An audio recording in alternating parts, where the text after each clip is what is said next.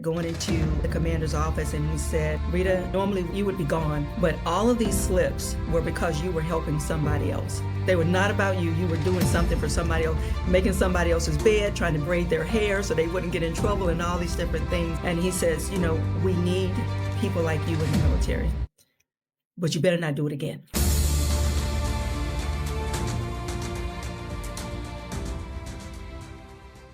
Hey, welcome to this week's episode of the Good for Business podcast. I'm here with one of my oldest friends in Columbus over time, not of age, Rita Felton, consultant to the stars, former, what was your job at the Air Force? Let's start with that. Yes. Tell me your entire life story in 5 minutes. All right, in 5 minutes? No, you got all the time. Okay, all right, thanks. So although, like you said, most people know me as the former Command Chief Master Sergeant from Columbus Air Force Base, but I can tell you, and like many of your guests, it didn't start that way. Started in a very meager and humbling environment. And when I even hear myself tell the story, I just realize how good God is to me and how he has orchestrated this entire journey to bring me right here to be with you today. So that's exciting. That's exciting.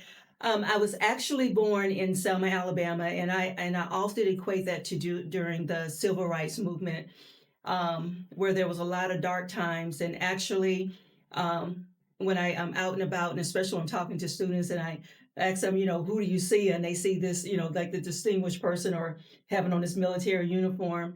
And I tell them, I said, actually, my beginning started in a little house in a prairie life. No running water in this little house. I actually was a little girl that was going to the well and actually getting a bucket of water to bring it back in the house and bringing piles of wood in my hand, back in the house to start the fire. And so that was actually my humble beginnings. And it when I think about, where I'm at today is simply amazing. My mom actually passed away when I was 6 months old from tuberculosis. And because of during that time, she was unable to get the support that she actually needed, blood transfusion and all of this, and getting her from point A to point B in that environment. And so my grandparents, of course, took on that role. And my mom had 11 brothers and sisters. So when I tell you that I'm a product of a community, of a village, I was raised by a village. And so my family, as they would, was older, of course, and would move around, I found myself, being able to go from here to there, helping them take care of my cousins and different things like that. So I've always been the one that's been very, very close to my entire family having that experience. But even during that time, one of the things that really helped me was having a teacher named Mrs. Yeager. Miss Yeager was my third grade teacher, and she knew that I was an avid reader. And because she went to the librarian and she said, give her 4 books she could take home every Friday. And I would go and read, and I would have them all done. And so I would get those chores done so that I could go and sit in the corner and read those books. And I remember my grandparents, were not great readers. And so when we got the mail, I literally would sit on the floor reading the mail to them, so that they can get what they had to get done. And so that was the beginnings. And later, because of complications and life would have it, my grandmother and I, we relocated to New Haven, Connecticut, where a couple of my aunts and uncles had moved. And we knew that would be a better place for us as well. So the two of us, we packed up and we went there. And completely, stark difference in life from Selma, Alabama to New Haven, Connecticut. And it was different. And coming from that environment, a lot of people saw me as, the little outcast little child, in the school, talked a little different at the time and all of that. So that part of the beginning. New Haven, Connecticut is slightly different than Yes. Selma, Alabama. And I can tell you about this. My mother was born in Massachusetts, but raised in Atlanta, and then went to University of Alabama. Mm-hmm. And, even she's talked about drastic differences. And everybody thinks I think a lot of people from the South, deep South, who aren't in New Orleans or Atlanta, think that the whole Northeast is, New York, New York, Boston, or whatever. Right. There are redneckery in Atlanta. I mean, there's redneckery all over New York, Pennsylvania. Like, there's small country, beat up country towns, and even Connecticut. I mean, as small as it is, there's a lot of wealth there, but there's also a lot of poverty there too.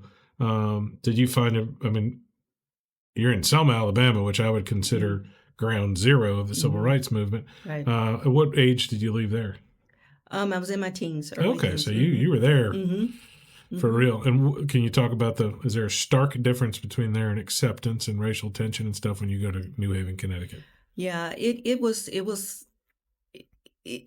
hard sometimes, but I learned a lot. And the thing for me, Colin, was being an avid learner and reading, and as a child, having the imagination that were way beyond my years, because I grew up around all my, older aunts and uncles. And so the way that I thought was a little bit different, because I had already kind of been looking at these books and reading and realizing my life could be so much better. So it kind of sparked something in me that was for me. It was for Rita, that no one else could take away, that the possibilities of greater was going to be coming. And I don't know, even as a child, that's how I thought. But I think that it's because my grandmother, having 12 kids, had great faith.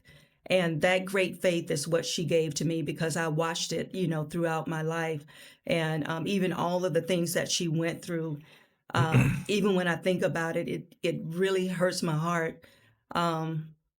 Because it seems like, the struggles that she went through was just so deep, And so when I think about my mom and I think about my grandmother, I think I'm living for them almost. It's like I'm trying to live a life that they never did get a chance to live.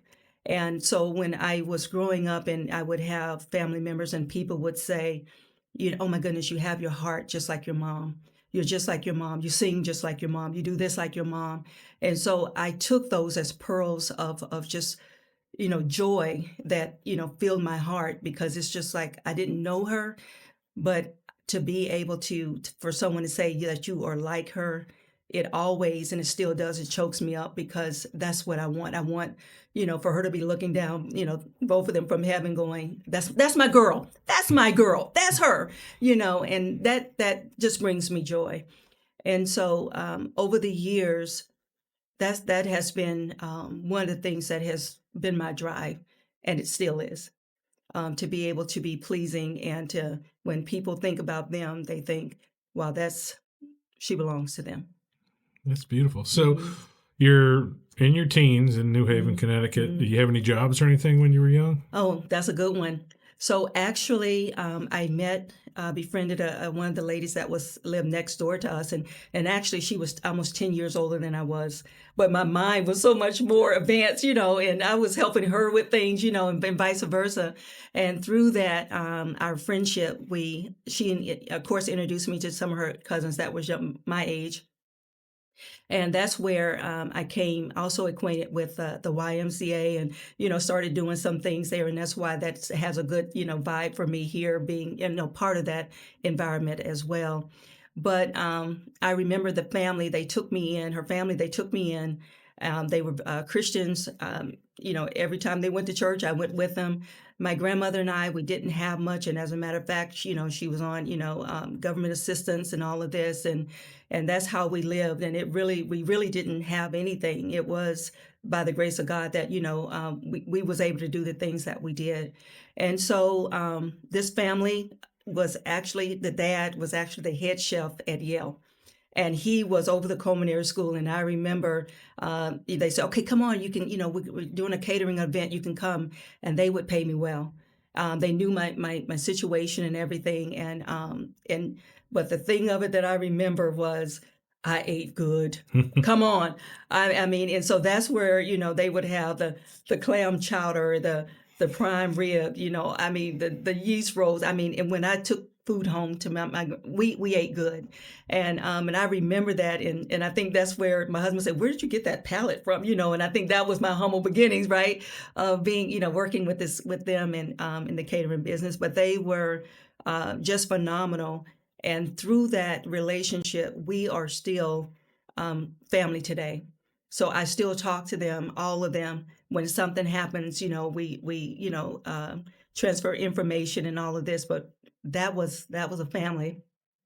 And it was through that family that, coming up from Alabama, we didn't really say, "I love you." We're just getting by. "I love you" meant you got food on the table, you got a place to sleep. "I love you." That you didn't have to say it per se. But I remember the first time I heard, one of my friends, they was, going out of the building, and, the mom turned around and she said, "I love you." And, the girl, she turned around and said it, and I said, and in that moment, something sparked in me, and like, I think we're supposed to be doing that. So, and then I would go back, and I would tell my grandmother, and I would tell, "Hey, I love you."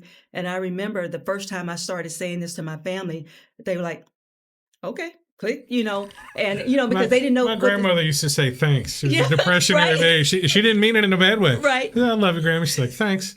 I'm like 2-year-old kid. Like, "Thanks." Yeah, so you get it. Yeah. And so I started calling all of my family, and I would tell them the same thing, and I would say, "Hey, I love you," and they're just like, "Oh, okay," and they literally would hang up the phone. And when I got ready to join the military, I remember my grandmother was very ill, and I didn't know to the point that it was as bad as it was, and she didn't tell me. And I remember getting ready to go my first assignment, and we'll talk about that later as well. But one of the things that she told me was, she gave me her wedding rings, and she said, "I need you to keep the family together. Keep the family together." And that's one of the things she always pride is telling them to get along and to stay together. And so even though they all were older than me, I took that as a mission. And so that's one of the things that "I love you." I would call all of them and say, "Hey, I love you. I love you." And so today, that's who we are. And it just changed the trajectory, of our family, is being able to see something and being able to emulate that and be able to share it with my family and to be where we're at today. Well, good deal. So Yep. you alluded to a little bit. How do you end up in the armed forces? Did you start that when you were young, or? Yeah, okay, that's another story. So, actually, when I was in my senior year, I gravely sick to the point where I really thought that I was gonna die. And because my mom had died early, when she was 25, and I said, "Well, maybe this is just what, my fate." And they didn't really, the doctors really didn't know what was going on. And so every day, I had something else that was going on with me where I couldn't even get up some days. And the thing of it is that if I hadn't have went to school, my grandmother probably would have, she probably wouldn't even said it. Nobody probably would have said anything because it probably wasn't even a big expectation. It was just like, well, if she doesn't go, she don't, and that's how I felt. I was kind of on my own. And I remember calling my cousin, and I said, "Hey," I actually called the school. This is my situation. I'm very sick. I'm sending you this information by my cousin. Send all my homework. She'll put it at the door. When I feel I'm able to get up and do the homework, I'll get up and do it. They can pick it up from the door, and she'll bring it to you. And that happened for almost over 2.5 months. And I took that responsibility on myself. And if it was 3 o'clock in the morning and I felt like I had enough energy to do the homework, I would do it. And I think that was just a byproduct of, of being a good, a learner, but being able to pour in myself, knowing that there was more in me to give. And I think that's when I really started, I was thinking, I got to do this for my mom. I got to do this for my mom. And so I think that's when accentuating the leader, that was my first favorite word, was accentuate. And I was in the third grade when I realized that this word meant, to amplify, to heighten, to bring into awareness. And I would just always go to my family and say, "You need to accentuate that." And they're looking at me like, "What are you saying?" And so I think that's when I really began to understand what it was to accentuate the leader from within. And because I could have took the easy way out. I could have said, "I'm not going to do, I'm not going to go, I'm not going to do it." And I did. So getting back to your question, the teacher came around in my senior year, and she, "What are you going to do when you graduate? What are you going to do when you're going to graduate?" And I said, "I'm going to go to college." And without even having to look me in the eye, she just said, "You need to pick something else because that's not an option for you." And I think, as an adult now, looking back, I think she said that because she didn't maybe didn't want me to get my hopes up high, knowing where I come from. and knowing, I've been out of school and doing all, and was ill and all this different things. So, but nonetheless, she didn't know that what I already had in me. Being a reader, knowing what my cause was, knowing that, I wanted, to make my mom proud, even though she's in heaven, I knew that there was so much more in me. So I get a partial scholarship to Wilberforce University in Ohio. And uh, one day I had to give a speech. I had another class, that was a lot harder, so I had to put a lot of bandwidth in that class, and I had to give a persuasive speech. And I'm listening to the TV at the time, and the Air Force commercial comes on. And I remember that the Air Force recruiter at high school coming in, and so without even thinking about it, I said, "Okay, that's good. I'm going to go talk about the Air Force." So I get in this class, and I'm the Air Force, a great way of life. You get a job, you get good pay, you get to go to school and all this stuff. And then lights went ding ding ding ding. Rita, go in the Air Force. So I kind of recruited myself, and it worked out, perfect. And so and that has brought me to where I'm at today. So you enlisted right away? I did. I went, and when I initially were you trying to fly an airplane or just find a job? No, at the time I was thinking about education and finishing my education and having a good job. And so it wasn't about, all the other, it was really about self-preservation and coming in and being able to serve my country and to do something that I knew would position me to be better than I was by myself. So. Well, it's amazing. I find this story that you're on I think it's our 40th episode of the podcast, where people are coming up, and I talk about limiting beliefs a lot. Oh. So like, where you can have one person, we allow this, and it's better now in coaching and personal growth that you learn these things, that you can allow one person, just because you respect them or like them, who doesn't know anything about your story, to be like, you shouldn't go to college. And it takes a lot to overcome that, because a lot of people are like, shouldn't go to college. It'd be like a guitar player. Yeah. Guitar player might have a famous musician tell them give up, and two people, one person will give up, the other one will go triple down Absolutely. on it. And the same thing about being exposed to stuff. Like, I try very hard to expose my daughters to as much stuff as I can, so that they're not just doing my dream, they're doing their dream. And the Air Force has been the most impressive thing locally here. Mm-hmm. I think you were still there when Samantha Weeks was the first female Thunderbird pilot, and she was the commander of the base. Yeah. The example she set to my daughters, I don't know if any of them will go in the Air Force, but it's a realistic, tangible thing for them to do. It made them want to go to space camp and do the Air Force training. Like, they want to, it's real. But like, growing up in New Orleans, we had one person from my 250 person graduating class that went in the military. Oh, wow. It just wasn't it didn't, in the 1990s in New Orleans, nobody was talking about the military to us. Mm-hmm. It was a private Catholic school. So, a few poor kids like me, but most of the kids were rich kids. But like, it wasn't even a thought. Whereas here, like, I talk to kids at Heritage who are going to the Air Force Academy, and I talk to kids at Columbus High School who, as long as,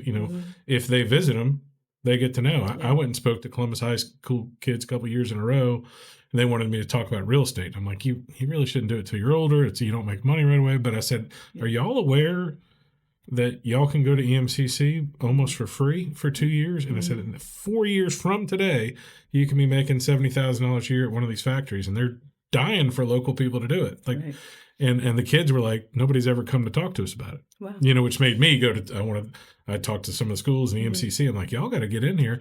And that's, somebody told you not to go to college, and you might have been like, oh yeah, like, you don't know me. The same thing about the Air Force. Like, if you hadn't been exposed to that one meeting, then you either fortunately or unfortunately wouldn't have gone in. So how were your first couple of years in the Air Force? What did they have you doing? Actually, I started out in engineering, which I absolutely love. And I am one of those people in the Air Force that, the entire journey was just a blessing to me. And I actually, it was actually a ministry to me. So when I first started, I started in the reserve, actually, and then kept going to college for a little bit. And I realized that it was more conducive for me to go ahead and go full time, which worked out great. And so from there, just being able to apply what I've already, was bringing into the Air Force. And I think because I was older anyway, and long story short, when I went to basic training, I actually was one of the ones that almost didn't make it, because I wanted to help everybody. And, they was like, if you need to be over here, but somebody was having a hard time, they need to go see the chaplain, they need to go to the clinic. I'm like, come on, let's go. We're going.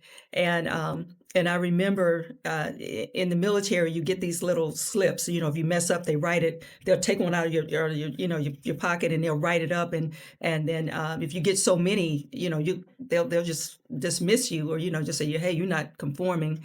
And I never will forget going into the commander's office, and he said, Rita, he said, normally you would be gone, but all of these slips were because you were helping somebody else. They were not about you. You were doing something for somebody else, making somebody else's bed, trying to braid their hair so they wouldn't get in trouble, and all these different things. And he says, we need people like you in the military, but you better not do it again. And I didn't. So long story short, I didn't. But that day, set me on a foundation to know in my heart that this journey that we're on is always about taking care of our people. Always about taking care of our people. And that is what made my military career so amazing. One of the jobs in the military is a first sergeant, and that's taking care of the people. It's removing the obstacles so that they can be their best. Whatever it is that they're going through, that person is there to take away those issues so that they can be ready for the commander, ready force. And I remember when I decided to become a first sergeant, I had people along the way, even mentors, that said, you shouldn't do that, simply because you're not going to be able to make your rank. You're not going to be able to get promoted. And I told them, I said, it doesn't matter. I'm going to do it. And so I did. I became a first sergeant, and God blessed me over in abundance. And so there's awards and things in the military, and I actually won high level all the way up to the Air Force level as the first sergeant of the year for the Air Force.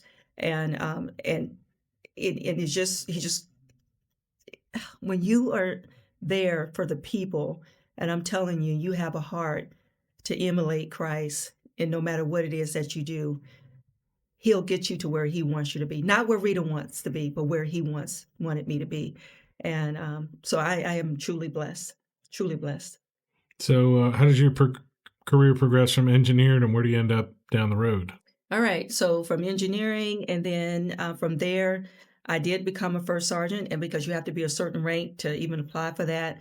So once I became an E7, which is a master sergeant, I went and put the package. I had my package even ready before I would go to people, and I kind of speak things in existence. I was going to the first sergeant even before, I was like, I'm going to be a first sergeant. If you need me to help you, I can help you. Tell me what you want me to do. But I am going to be a first sergeant. Every base I went to, I told them that.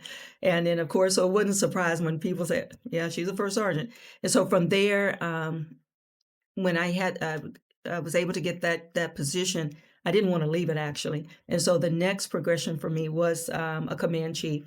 And so after that, that's when I was very fortunate to get the job here in Columbus. And so the plan, when I first started interviewing, the plan wasn't to come to Columbus. I was actually interviewing for a job in Florida. And the person still had one more person to interview because they was down in Iraq, and they wanted the system process to be fair.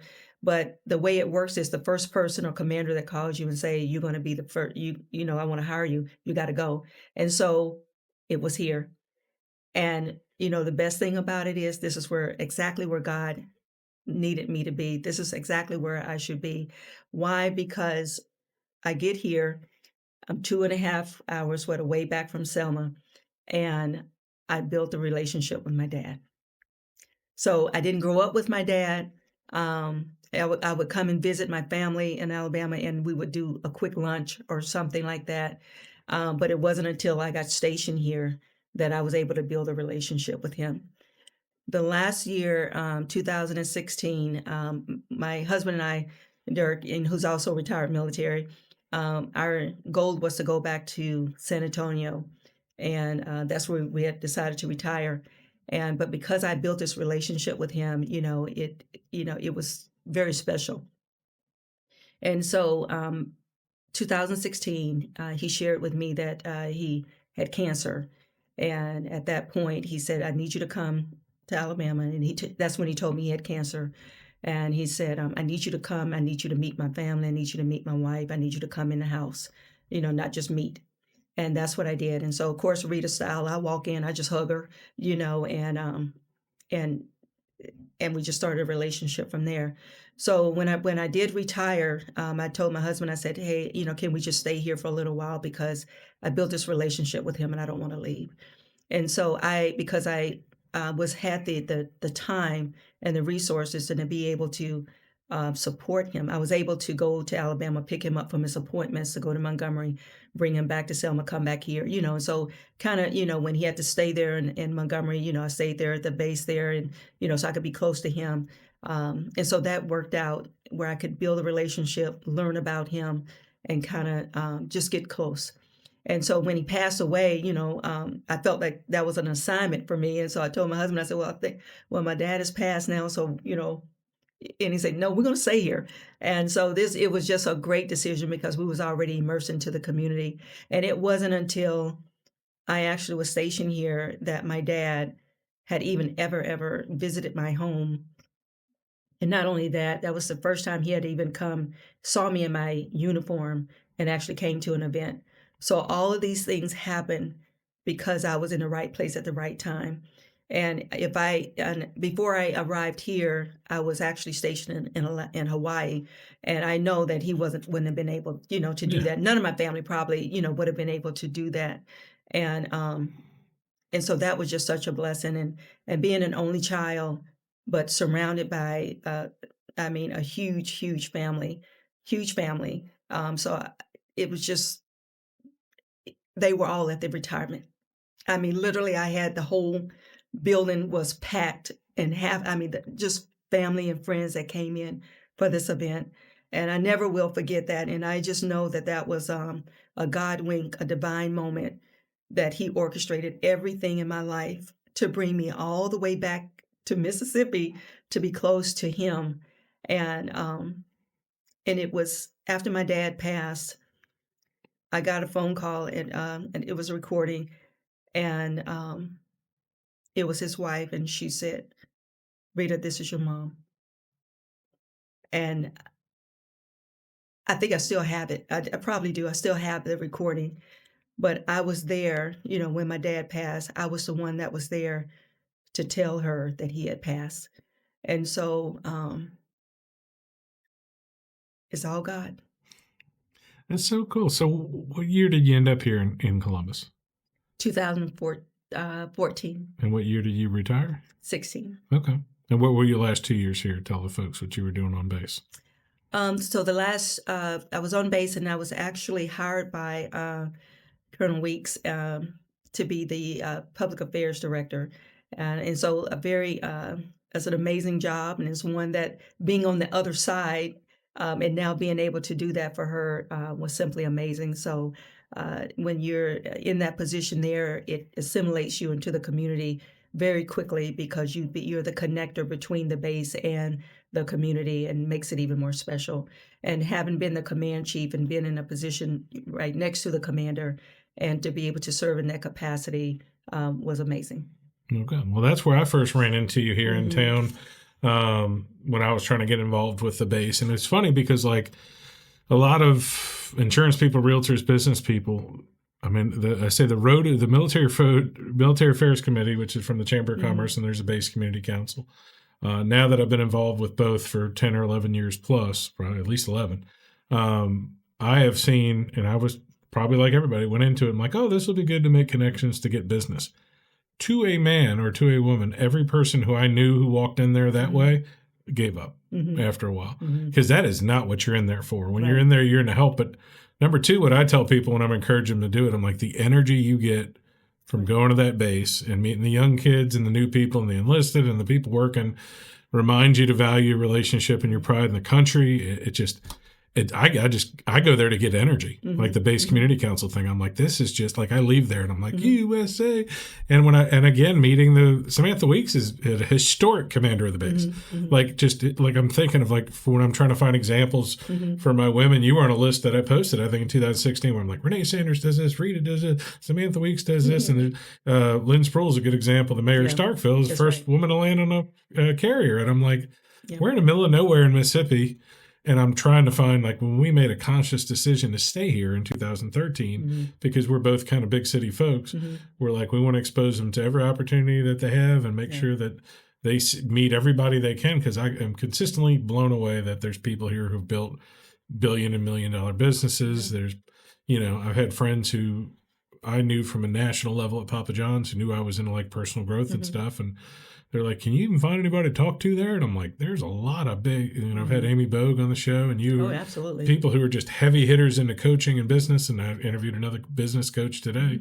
People who are just into it like I am and get all goofy about it and realize how important it is in your life and how much it helps you consciously and consistently like affect others. So. Yeah, absolutely. So after your time at the base, what was your first step into it? Were you planning on just retiring?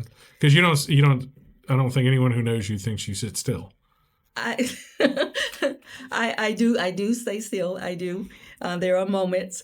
But when I first retired, I actually jumped in. I got a call from the junior ROTC down in Maxwell, actually. And they said, hey, Chief, I know you're still there. You're going to be in the area. We'd like you to go over. We're looking at closing well, actually, we need some help over at Columbus High School, junior ROTC. And so I said, okay, I'll do it. And what a great experience for me, simply because when you're dealing with our youth and that next generation at any level, is always a blessing, because that connects you to the heart of the community, our next generation. And so that was just a blessing.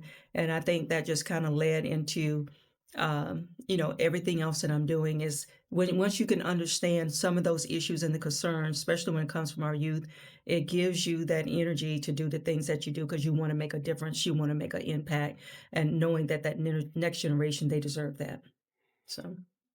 Okay, so you're helping with the ROTC. I talked about on Career Day, like how important it is to expose these kids to ideas. Like, Stephen Jones, a good friend of mine, the mayor, and I've talked to a bunch of other people, and, you're always talking about, like, how do you set an example for the youth in the community? And the missing father figures are often a big part of that, but that's something that the government can't fix, And he and I talked about the next biggest thing was making them realize the opportunities that are out there. Because when you think it's hopeless, or you think McDonald's is the only job you're ever going to be able to get, it doesn't seem tangible because you're not seeing somebody. So from the ROTC, what was the next step for you? That's actually when I went back to the base as civil service for the public affairs director. Okay. And how long did you serve doing that? That was about 2.5 years. Oh, no, I'm sorry. It was 4 years. I must have been having a lot of fun. That was 4 years. And then it was one day, literally, I was walking out, and it seemed like I got a proverbial tap on the shoulder, and it's like, okay, it's time for you to transition to what's next. And so that's when I made the decision to resign from there, and just to go full time in some things that I wanted to do. And then from there, I did go to the YMCA to kind of do some Christian mission work there, which, at any time I tell them, hey, if you need me, I'm there. But it's just about living a life of service. The one thing that's so important for me is when we're looking at the marketplace, ministry in the marketplace is so important and is so needed. And I tell people, you have people, you go to church on Sunday, you go to church on Wednesday. But I said, you're in these jobs every single day in the marketplace from 8 to 12 hours a day. And I said, we have to have that light that's permeating within these communities and in the businesses in this area, because those are the ones that's going to help to be able to build a better community, right? And if you don't have business, and if you don't have thriving businesses, and if you don't have those businesses that's predicated on foundational integrity, and doing those things that are right, it takes away from the opportunities within our community. So when we're all in this together, we are truly a light together. And when people can see that, I'm telling you, doors are open, and opportunities will be there. And that's what we want for our community. Okay. And I thank you, because that's what you're doing. So thank you. Well, part of the thing when I spent some time on 4 years. For 4 years, I owned part of the Columbus Packet, and that was from 2010 to 14. And I saw the worst Columbus had to offer.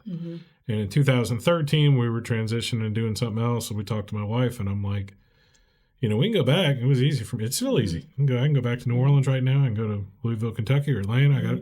I could go. But when we said, hey, we're going to stay, we said we're not going to wait to get invited to parties anymore. We're going to throw the parties, and we're going to try to affect change in the community I say one punch at a time. So one small event, one little thing. We didn't have much money when we started, and we still probably give it away to a fault now. But like I'm addicted to that feeling, that little. I call it giving the perfect Christmas gift. Yeah. Just that little move and walk away and just be like, oh, we changed. And I love it when there's an event that wasn't happening and I can walk away from it and be like, that literally wasn't going to happen if we didn't do it.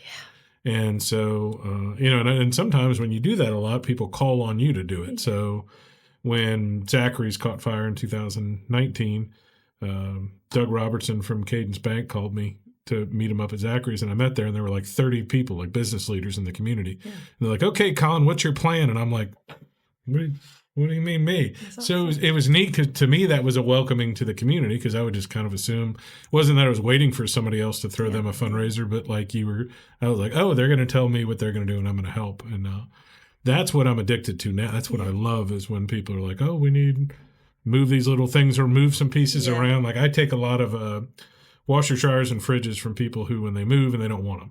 And then Stephen Jones, the mayor now, very quietly has helped me for years, and we'll keep them somewhere. And then when there's a fire in the community, they know to call us and go there. And you could go there, and nobody sees it, and it's cool, and it's nice, and we don't have a whole warehouse full, but sometimes we have 3 or 4, and it never comes in better timing than that.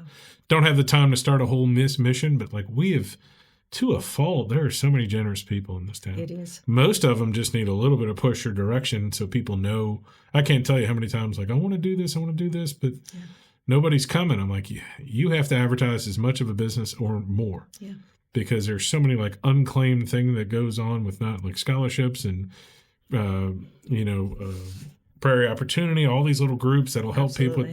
They get a little worn out from the people who know how to work the system and want free stuff all the time. But Habitat for Humanity has helped regular folks for me get a new door and not build the whole house, but just small stuff. And that's where Renee at United Way has just been phenomenal as a connector of just people where I was like, I sure hope she doesn't leave the area. She's at the Y a lot too.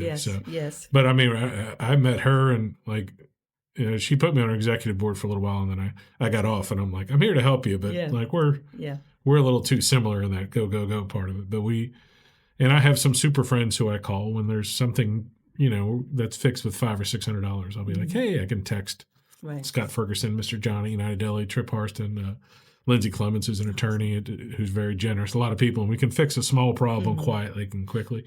So talk about what you're doing now. All right. So right now I am located at 202 7th Street North, right in the old First Baptist Church. And I absolutely, absolutely love it. And my job, when I look at coaching and consulting, I absolutely love it. I equate that almost to being a first sergeant in the military. I just do it for the community now.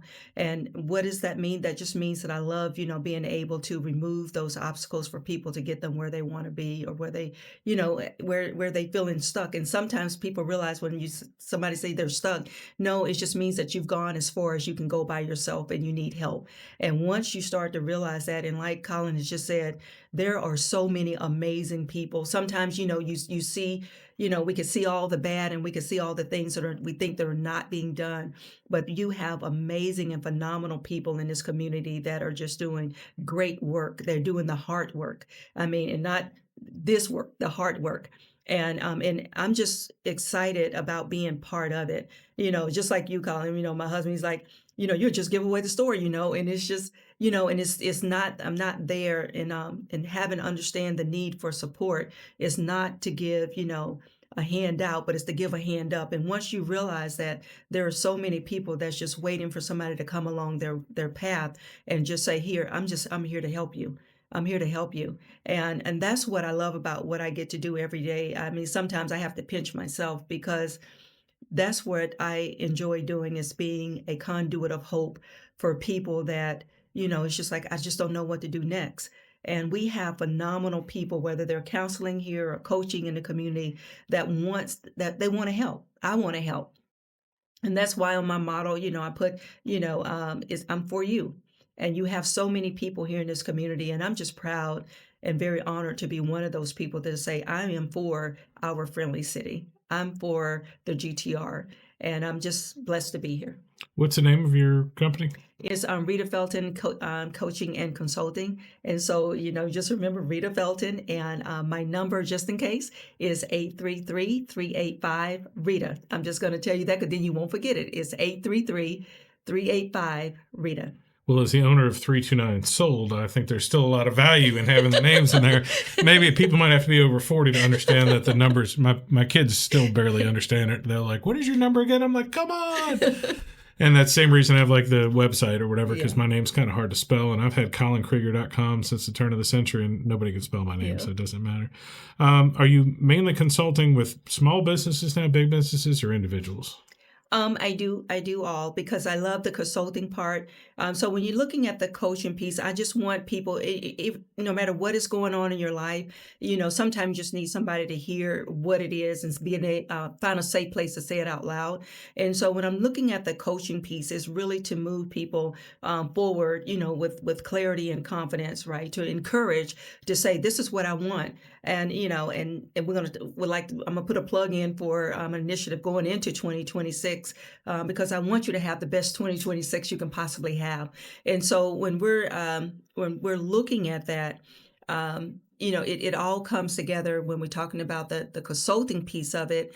It's about me using all of the experiences, everything that has been poured into me. I have a commodity of knowledge is what I call it. And we have a responsibility to be able to help people with that knowledge that we have. And so when I do the consulting piece of it, it really is using my background, all the education and everything that I have to pour into someone to move a project or something that they are trying to move and get it where it needs to be. And so is a lot of it the personal coaching? Like, because like I have a coach who's helped me a phenomenal amount. I've interviewed 2 coaches in the last couple of weeks. Yeah.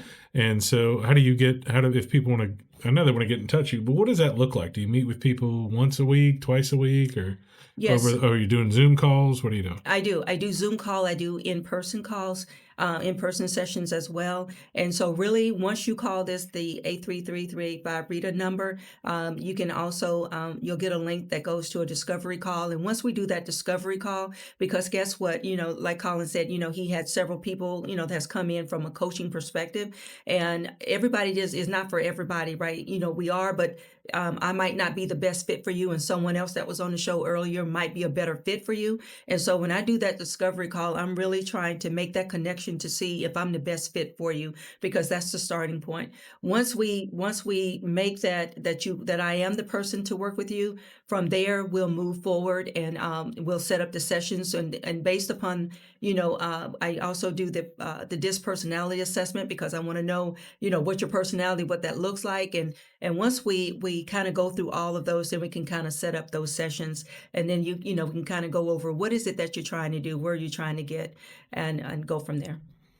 Okay, well, coaching's benefited me a lot personally, and I think it's because I go back to the limiting belief part of it, that most people are kind of stuck in some situation that they've probably put on themselves, that they've frozen on themselves and stuck like going like, oh, I can't do this, or I posted something a couple weeks ago that your success, your family, your success, your life is not predicated on your zip code. That's right. I can send you to Nick Parrish at Burns Dirt Construction. That has gone from 3 trucks to 60 trucks in 4 years. I can cite unlimited amount of businesses that people would tell you, oh, you can't make that much money here in Columbus. There's nothing to do. I sold 100 houses in 1 year in real estate. It's not supposed to happen. We're in a little town.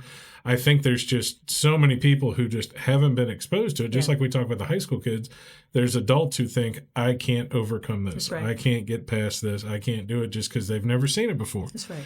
And not everybody has the imagination of a very young Rita going, oh, I can overcome this. I can teach myself. That's my middle daughter is at MSMS right now, and she had, just like a lot of kids, they run into a buzzsaw with that math class. And she was in trouble in the math class, and they sat her down, and they're like, you're going to study 3 hours a day, 5 nights a week, and do it. And that was earlier this semester, and now she's almost got an A in the class. But what it taught her, forget the math, it taught her that I can fix this, that I can, next time and now her other classes, when she has a challenge, she knows she says, I'm going to lock it down. That's right. So she could have stayed at our house this weekend and goofed off and ate Christmas cookies, but she went back to school and studied because she knew, awesome. She learned a lesson from them, which is how to teach herself and how to fix her own problems. And I do that a lot. like I like YouTube, but like I take classes and courses, and I think I saw you in your first civilian world with the John Maxwell program thing. It was at, I don't know if it was Vibrant Church then the first time you did it, was it? It's was at Vibrant, but was it Vibrant or was it another name to the? Didn't one of the church it was another Vibrant. name? Okay. Yeah. And I enjoyed that. So talk about are you still involved with the Maxwell thing, or was that just a stepping stone? I am. And so that was one of the things, and it just goes back to my, wanting to learn. I am one of those people that, had books that probably, for this girl right here probably wasn't the norm. Like Napoleon Hill, Stephen Covey, all of those. I mean, literally, I have those books.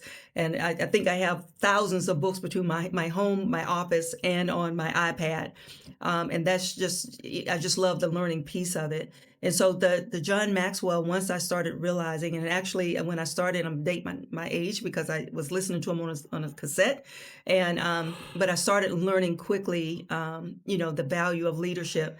And so in 2016, when John Maxwell team actually started a certification program, it was a no-brainer to me. I said, I'm gonna jump in and I'm gonna do it because I had already been teaching on the military base, teaching my subordinates, on the base and everything, and in different locations, and we started, sharing that information over a period of time. So for me to be part of that John Maxwell team is no surprise to me at all.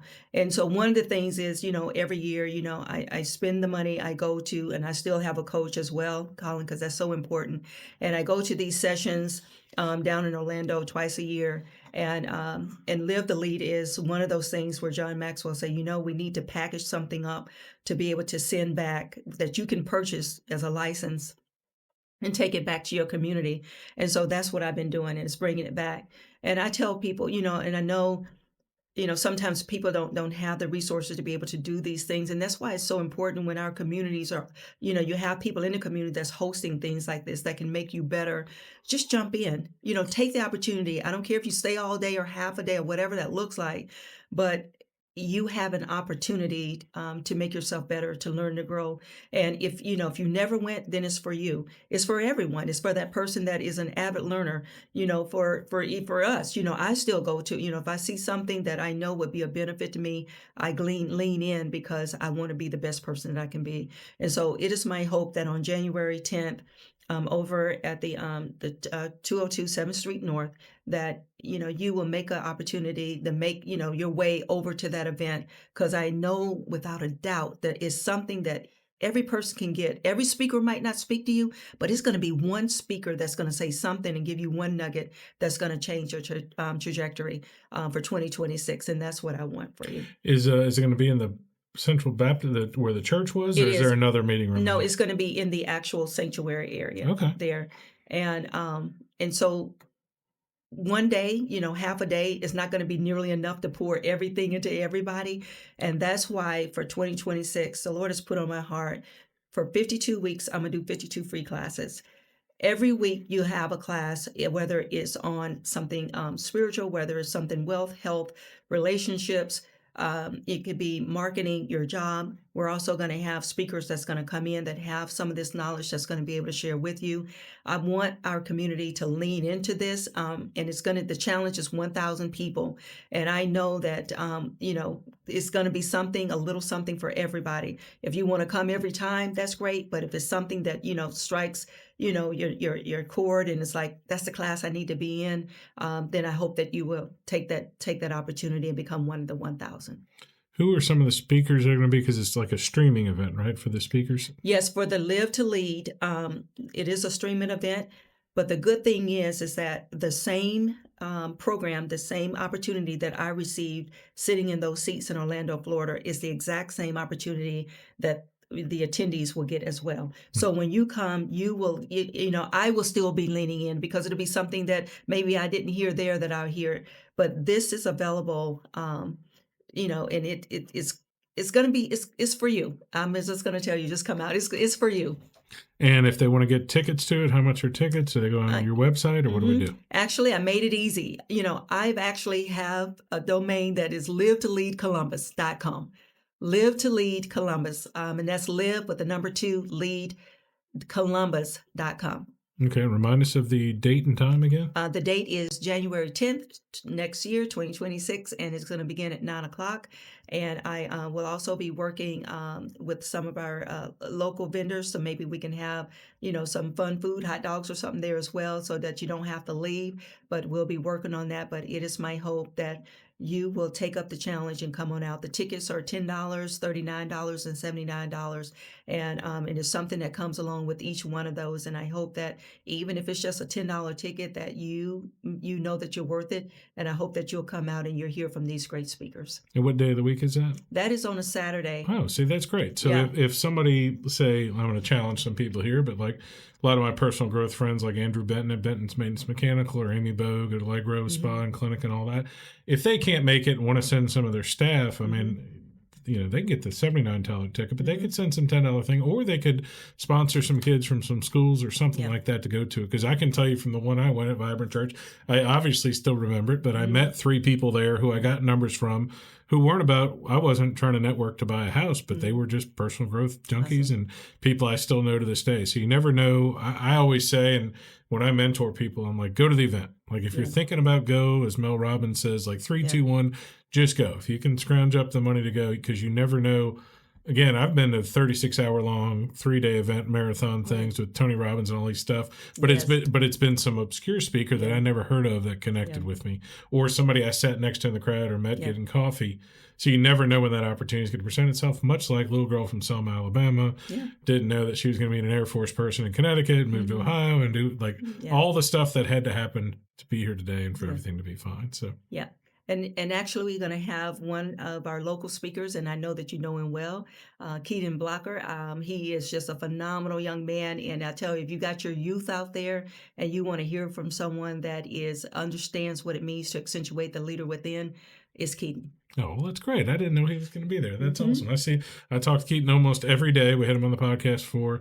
And Keaton's battling a bunch of health issues and stuff, but man, he's keeping his chin high, and he is newly ranked a colonel in Kentucky. He has been writing letters to businesses and officials, and he's basically saying, listen, I'm dying. I want to set a good example for my son. That's how I opened my podcast with him. I'm like, this is my friend Keaton. Keaton's dying. Yeah. And he's doing a real good job living out loud for somebody who might die. I told him, I'm like, eventually you're going to die. But he's, he could have sat still and sat at home and not made it 3 months. Not Keaton. He's doing real good. He's working out every day at the gym and he's doing stuff. So, and I'm probably going to see him tomorrow. So, okay. Well, good deal. All right. So we're going to see you on January 10th. January 10th. Live the Lead, and they're going to know where to find you. We'll put it on the bottom of the screen in here when this podcast comes out a little bit after Christmas. All right? All right. Good deal. Thank you, Colin. I appreciate you. Hey, guys. Thanks for listening to the podcast. My name is Colin Krieger, and my day job is real estate. If you're looking to buy or sell, I'd love to talk to you. Or if you just want to sit and talk real estate in a no-pressure situation, I'd love to help you. I work with RE/MAX Partners in Starkville, Columbus, and West Point, Mississippi. I can help you find an agent anywhere in Mississippi or anywhere in the country. Just reach out to our office at 662-327-7705 or find me anywhere when you type in 662-329-SOLD.